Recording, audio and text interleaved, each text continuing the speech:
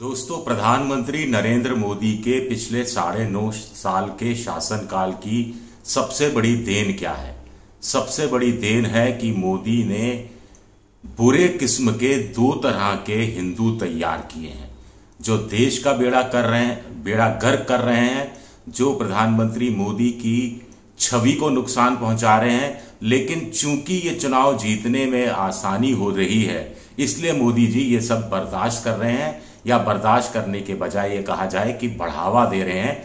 तो ये 2 तरह के बुरे हिंदू, बैड हिंदूज कौन है? नमस्कार, मैं हूं आपका दोस्त विजय विद्रोही। आप मुझसे जुड़ चुके हैं, इसके लिए आपका तहे दिल से शुक्रिया। और अगले 8-10 मिनट में आपसे जुड़े रहने की कोशिश करूंगा।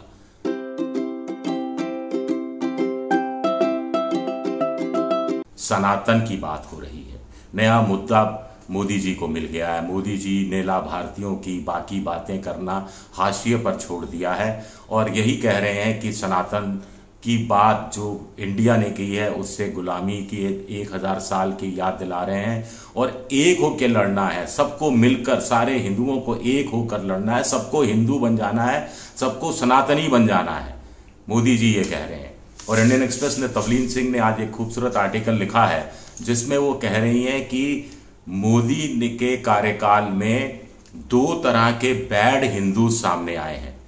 एक वर्ग पहला है जो इंटेलेक्चुअल इलीट का है, यानी पढ़े लिखे बुद्धिजीवी अमीर वर्ग के ऐसे बुरे हिंदुओं का है जो जहरीले हैं, जो नफरत फैलाते हैं। और वो हर जगह ये लिखते हैं कि साहब जो हमारे साथ नहीं है वो एंटी नेशनल है, देशद्रोही है, हमारे खिलाफ है, सनातन धर्म के खिलाफ है।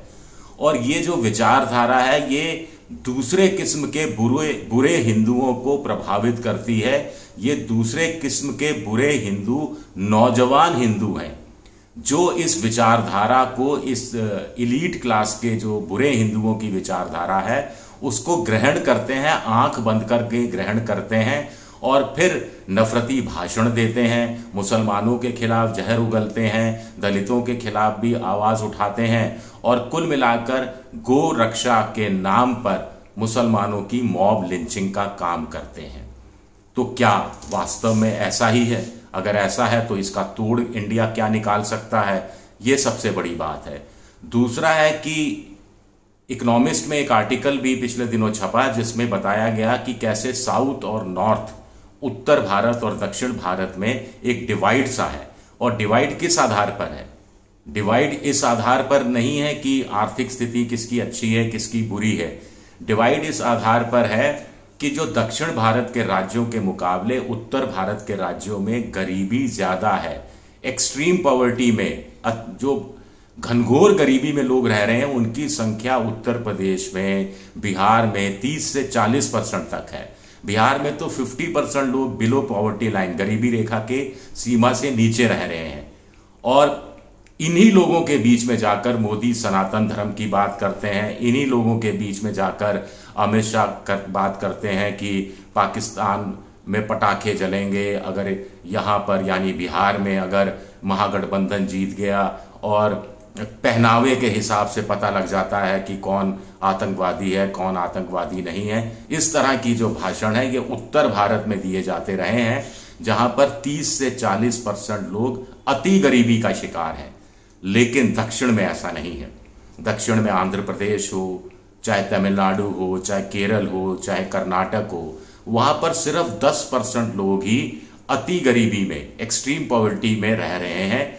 यही वजह है कि दक्षिण भारत के लोगों में मोदी का जादू नहीं चलता है, क्योंकि मोदी को वो उग्र हिंदुत्व के नाम पर घृणा फैलाने वाले शख्स के रूप में, एक ब्राह्मणवादी शख्स के रूप में देखते हैं। और उनका सिक्का नहीं चलता है, उनका हिंदुत्व उस ढंग से असर नहीं दिखाता है। और जो स्टालिन जो सनातन धर्म में खामियां गिनाने की कोशिश कर रहे थे, वो भी शायद इसी तरफ इशारा करने की कोशिश कर रहे थे, जिसको मोदी जी अपने स्टाइल में ले उड़े। जैसे कर्नाटक में बजरंग दल को बैन करने की बात थी, उसको बजरंग बली के अपमान के साथ जोड़ दिया गया था। अब सवाल उठता है कि इसमें इंडिया क्या कर रहा है? सिर्फ इससे काम नहीं चलेगा कि स्टालिन का वक्तव्य से हम सहमत नहीं है, इससे भी काम नहीं चलेगा कि हम सर्वधर्म समभाव में यकीन करते हैं, इससे भी काम नहीं चलेगा कि स्टालिन को उनके बयान को उनका निजी बयान, उनकी पार्टी का बयान बता दिया जाए।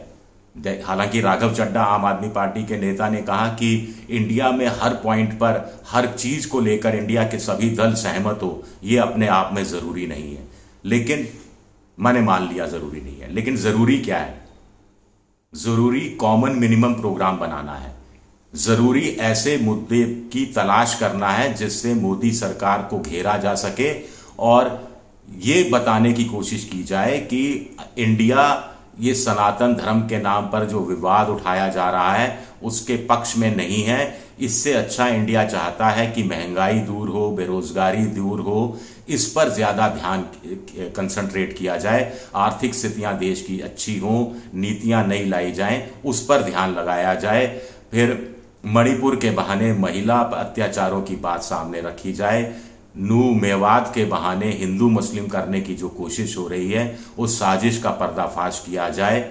और फिर बाकी के जो और मुद्दे हैं ही, किसानों का एमएसपी वाला मुद्दा है जो सोनिया गांधी ने अपने खत में प्रधानमंत्री नरेंद्र मोदी को लिखा, चीन के मुद्दे पर साफ गोई होनी चाहिए, अडानी से क्या रिश्ता है, ये चीजें साफ होनी चाहिए। फिर प्राकृतिक आपदा हिमाचल में जो हुआ उसे घोषित किया जाए, संभावित सूखे की आशंका है उस तरफ भी ध्यान दिया जाए, क्योंकि इससे ग्रामीण अर्थव्यवस्था प्रभावित होती है, पूरे देश की अर्थव्यवस्था प्रभावित होती है, लोअर मिडिल क्लास और गरीब वर्ग इससे बहुत ज्यादा प्रभावित होता है। तो ये एक लंबी लकीर खींचने की जरूरत है। और सबसे बड़ी बात है जो तवलीन सिंह ने लिखा है कि क्या आप सोचिएगा इस पर, क्या वास्तव में दो तरह के हिंदू तैयार किए जा रहे हैं, बुरे Hindu, bad Hindu.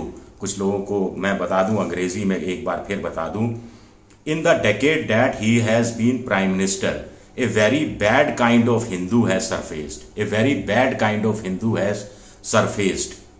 Or it could be more correct to say that two kinds of bad Hindus have surfaced. One is comprised of a chippy, angry, venomous, new intellectual elite. This lot spends their time labeling anyone who disagrees with them as anti-national. This also gives ideological muscle to the violent young men who wander about making hate speeches against Islam and finding Muslims to kill on the pretext of saving cows. ये अपने आप में एक बड़ी बात कही है जिस पर गौर किए जाने की जरूरत है। शुक्रिया मेरा ये वीडियो देखने के लिए। पसंद आए तो लाइक कीजिए, सब्सक्राइब कीजिए, शेयर कीजिए और घंटी जैसी आकृति दबा दीजिए ताकि नया वीडियो आए तो आपको तत्काल जानकारी मिल जाए।